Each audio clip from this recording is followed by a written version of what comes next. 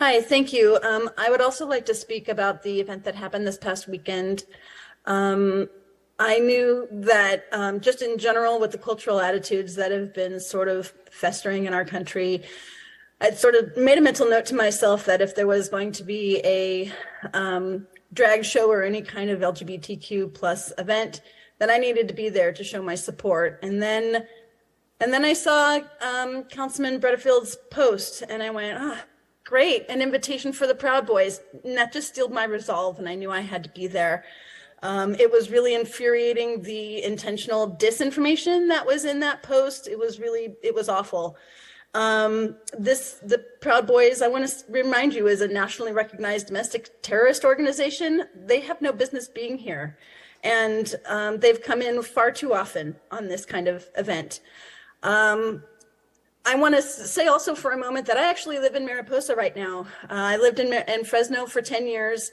I love it so much that I still consider it my community. And I come down as often as I can. Merced is closer to me, but I come into Fresno to spend my money and run my errands and go to Costco and do the things that I can't do up here because we don't have that kind of store.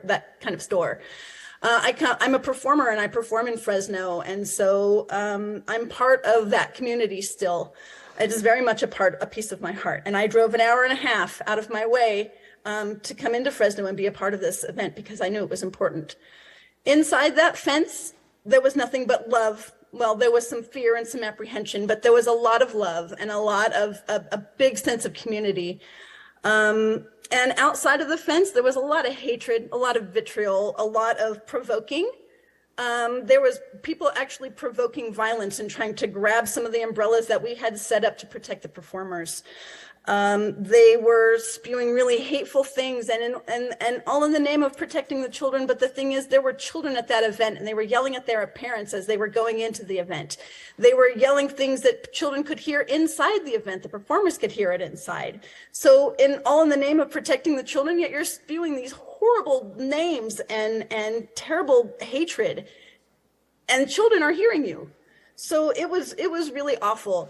But we were all there in a sense of love and solidarity and a sense of community. And it was a beautiful event, despite all the hatred that was there. And they very much, they disrupted it in the sense that they made people feel less safe. And as a performer, I will tell you that it is really hard to get up on stage for the first time. It takes a lot of courage. It takes a lot of bravery to push past your nerves.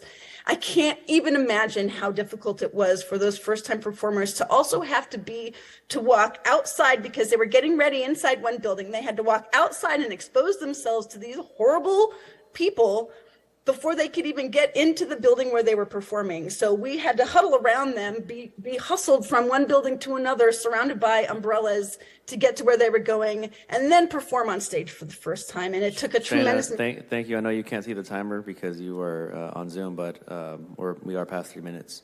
But thank you for joining us today to provide that input. The next speaker on Zoom is Cynthia Piombino. Welcome, Cynthia. You have 3 minutes. Good morning, Council, and welcome, Ms. Perea. I did vote for you, and I'm happy to see you up there. And I wanted to let you know that I'm very pleased to see a mobile health clinic for our homeless or for our community, and the service that are possibly going to be provided were different vaccines. But I would like to add. If that does roll out, if we can do it for Hep A and B, hepatitis A and B, also for TB, and for HIV and AIDS.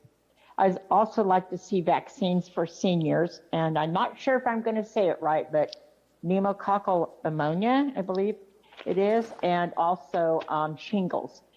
Now, a little bit about the warming centers.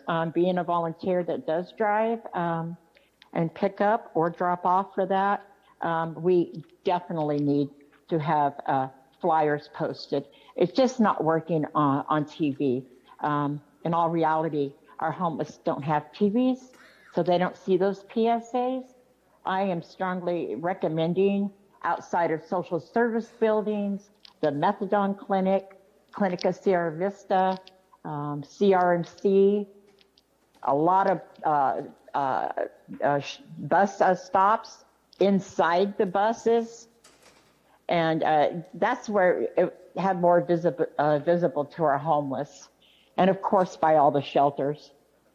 And also, I've asked this for a couple of years, and other advocates have, and volunteers. Why cannot the Poverello and the Hope team hand out flyers? The Heart team hand out flyers about this, but why can't the Hope team or the Poverello help provide transportation to and from these warming centers with their funding? We need a disability van to pick up. We have so many in wheelchairs and so many with walkers and a lot with canes. We truly need some help, Fresno. Thank you, and Merry Christmas and many blessings to everybody in 2023. Thank you, Cynthia. Next speaker on Zoom is going to be Lisa Flores. Well, let me piggyback. Hi. Merry Christmas, Happy Holidays, Happy Hanukkah. I love Hanukkah. I'm just going to piggyback on a couple of things. First off, there needs to be some education in the city about how to turn people in with illegal fireplaces. I had to cancel my Christmas because I had 2 days of back-to-back of, I don't know who my neighbor was, but they had a fireplace going, and I now have restricted airways and having to puff on inhalers for the next 3 weeks. I got 3 more weeks to go. That means I'm canceling tamales, Louie.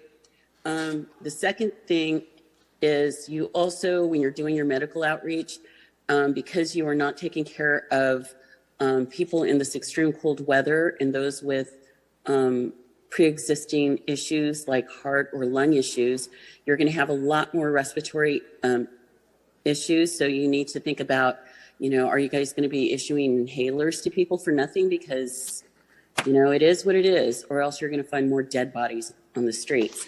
The second biggest thing is Mr. Bredefield. Everybody knows I call him a death dealer. It's not a slur. It's just a matter of fact. And